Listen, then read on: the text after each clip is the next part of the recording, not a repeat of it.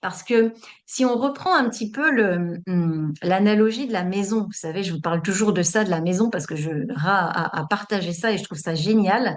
Et là encore plus, on a donc la maison, vous avez donc les 6 lignes qui représentent la construction de la maison.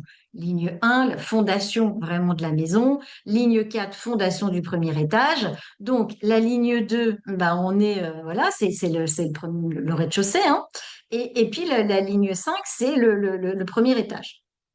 Et quand on regarde ça, on sait que la ligne 2, elle va faire son truc. Puis comme elle a l'impression qu'elle est toute seule, hein, puisqu'elle est dans sa grotte, elle ne sait pas trop qu'il y a du monde autour d'elle, elle vit son truc et elle projette vers l'extérieur. Donc elle, vous imaginez, vous êtes dans la nuit, et vous avez une maison où le rez-de-chaussée, il est tout allumé, c'est plein feu.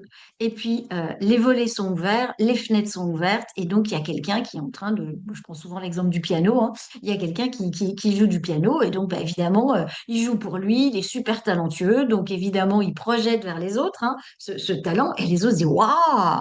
Tout le monde l'entend, tout le monde le voit.